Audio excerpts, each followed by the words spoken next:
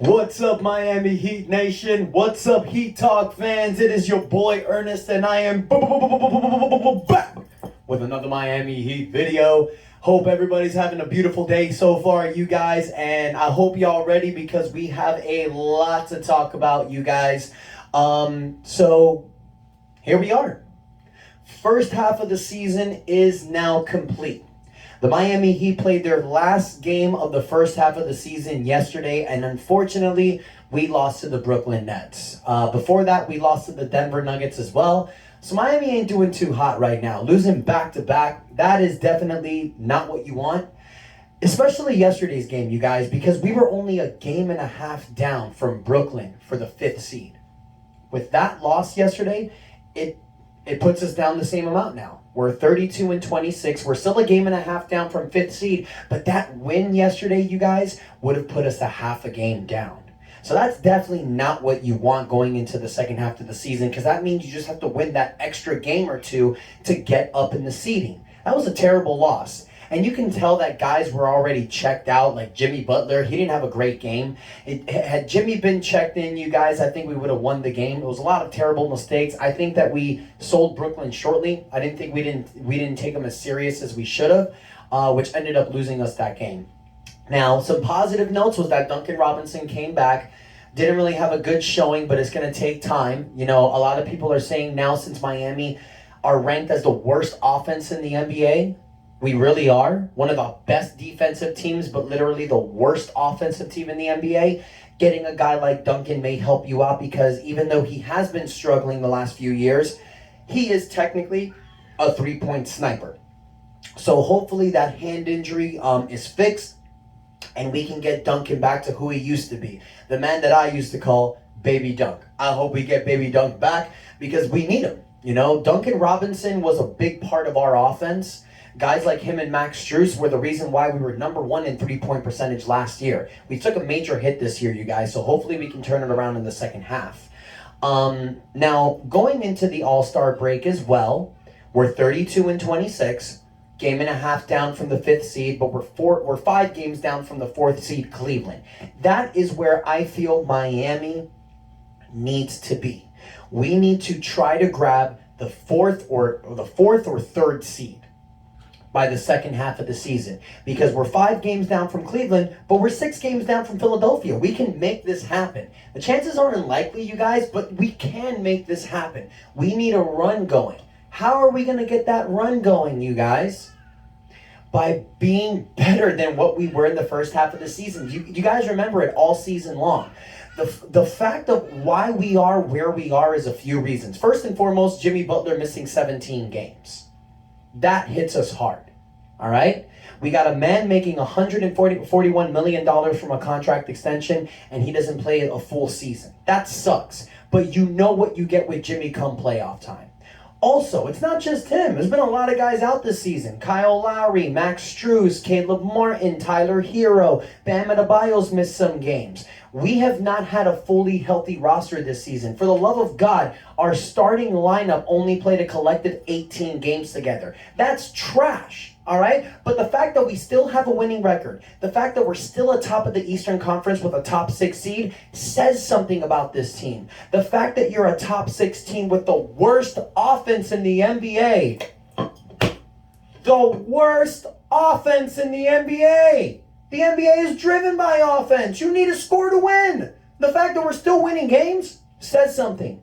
So we need some firepower offensively. We need guys that are going to come and they're going to help us out. Now, being the injuries, Omar Yurtseven's out, Victor Oladipo's out, Duncan Robinson's missed sometimes. Hell, I mean, we've brought in Boumaier with a 10-day contract. Miami's doing everything that they can, and I feel like this is happening every season with the Heat because nobody plays as hard as us. No team asks as much as we do from our players. That's why I feel like these injuries happen, you guys. It sucks, but it is what it is, man. Miami's that team that we dive for loose ball. We take charges, and that ends up with injuries, and that sucks. That really sucks. And it's not only that, you guys. You know, it's also the fact that we've lost some games that we shouldn't have lost. Losing to teams like Toronto, Chicago, Detroit. Like, we've lost some shitty games, you guys. Win 5 more of those games and your record is different. You're 37-21. And then with that type of record, you're the top 4 of the Eastern Conference. So that's what I'm saying, you guys. This year, there was a lot of stuff that happened in the beginning of the season where Miami was like, it's all good, we'll get there. Didn't happen because by losing those games, you're not putting yourself in a position to win. And here we are, second half of the season, and now Miami's going to have to scratch and crawl to get up in the standings and take that into the playoffs. And another thing that's happened this season that I have liked, a reason why I feel like we've lost a lot of games is when Jimmy Butler is brought back in the game in the fourth quarter. I've seen games where Jimmy Butler is brought back in between 6 to 3 minutes left in the game. What? The man plays the entirety of the third quarter and then comes back with half of the fourth quarter left. That's just bad coaching in my opinion. I'll never question Erik Spoelstra. Erik Spoelstra is the best coach in the NBA in my mind, and I understand that they are holding Jimmy off to rest him, but you're not winning those games. So things need to change. You need to start sitting Jimmy down with 3 to 4 minutes left in the third quarter. Bring him back when there's like 10 to 9 minutes in the fourth quarter and have him play the rest of the game. As Dwayne Wade used to always say, you guys, fourth quarter is money time. It's money time, and the fact that you're leaving your best player out for more than half of the fourth quarter is mind-boggling to me. Mind-boggling. I understand you're keeping minute restrictions. Why can't you just do it the other way? Doesn't make any sense. All right? So these are some things that Erik Spoelstra and the Miami Heat coaching, they're going to need to get at. They're gonna need to fix and update. And I feel it, you guys. I know it. Look, the Heat players are going to have 8 days off.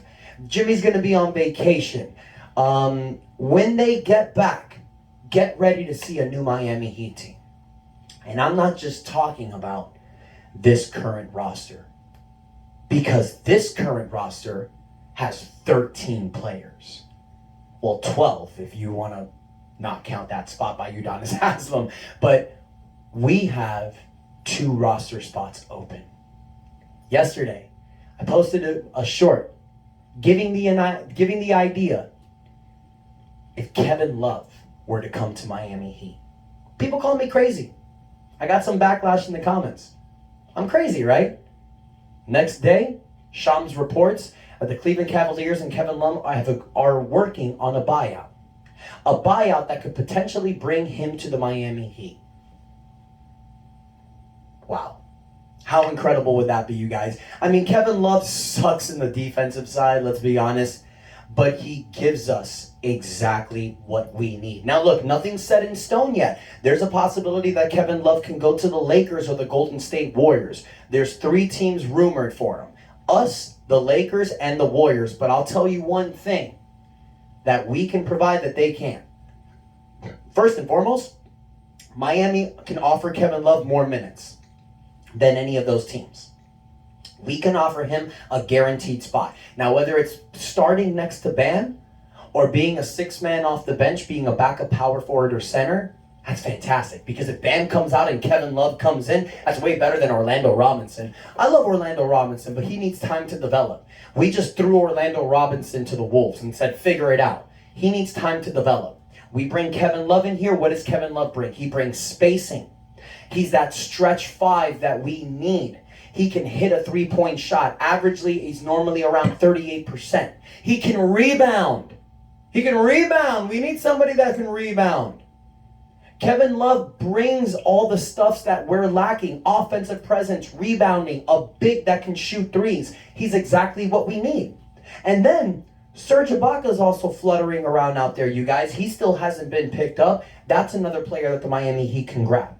But remember, like I mentioned, we have 2 open spots available. And ever since we traded Dwayne Dedmon, you guys, we are now $5 million under the luxury tax. So now we're going to be able to fill those 2 spots. I'm not sure if you remember, guys, but in the beginning of the season, a lot of people were bitching about the fact why Mickey Arison didn't add a 15th player. Well, that's because we were $200,000 under the luxury tax, and adding a 15th player would have put us over that tax line, which Mickey Arison would have to pay repeat tax penalties.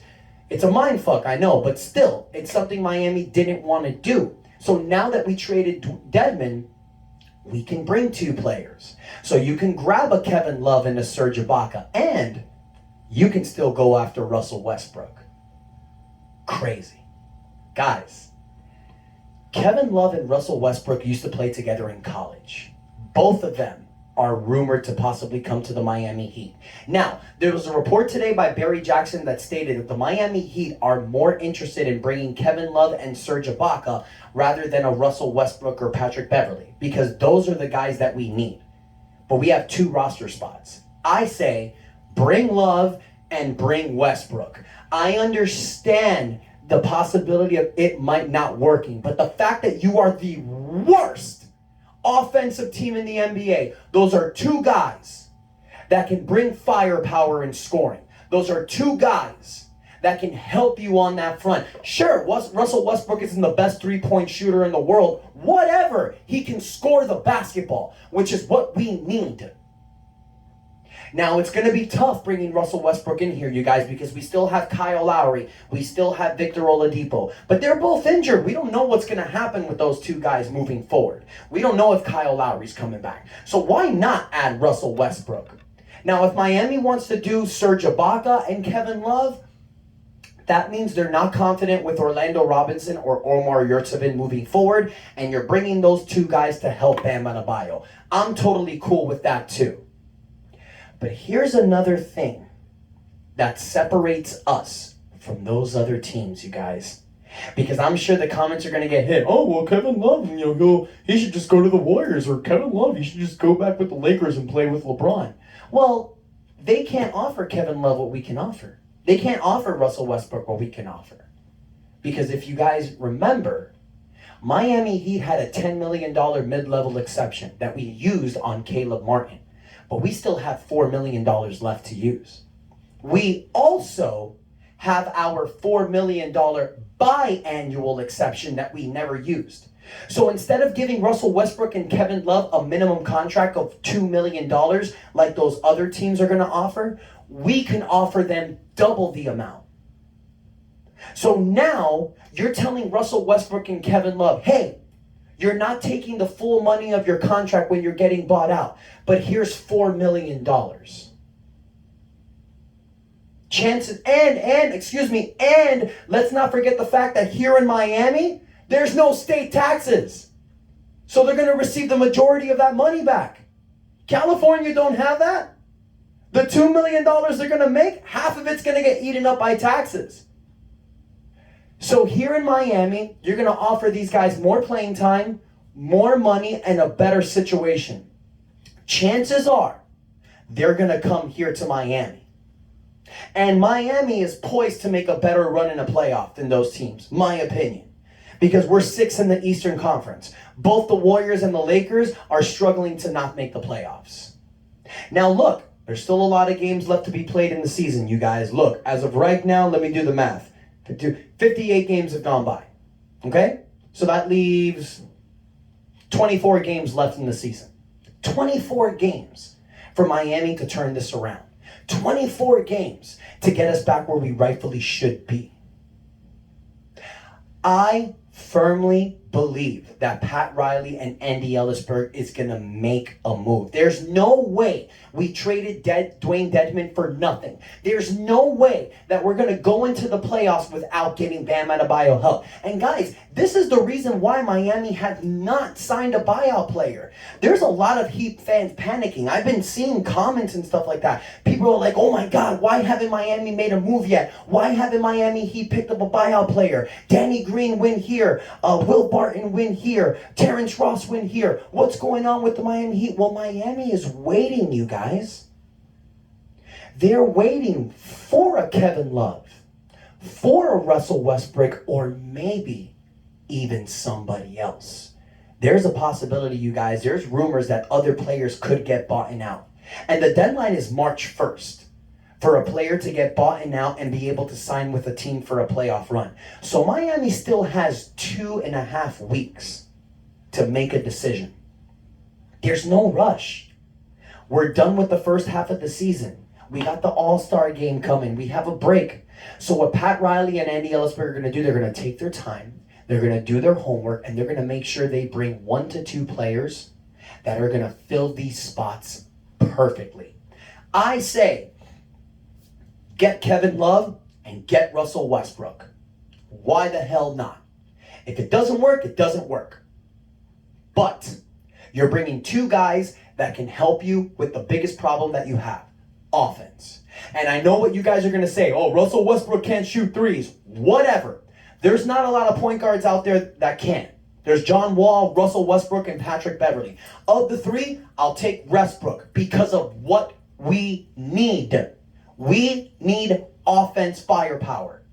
If Russell Westbrook is good coming off the bench, he's going to lead the second unit like Tyler Hero did last season. And it's going to be all on him. Starting, I don't know if it's going to work. I've said this before. But I think with Russell Westbrook coming off the bench, giving him the ball in his hands with the second unit, I think it could work, you guys. It's shaky if he would work with a backcourt with Victor Oladipo, but they've done it before in OKC. And it's crazy asking Victor Oladipo and Russell Westbrook to come off the bench. But guys, it's 2023 now. It's a different time. You got to be able to put your pride on the side and do what it takes to win. Now, there's a lot of rumors concerning Russell Westbrook, you guys, because he has a lot of options. He can get bought out. He can stay with Utah and collect his monster payment that he's getting this year. Or he can just tell Utah, forget it. He sits out for the rest of the season and he waits to free agency.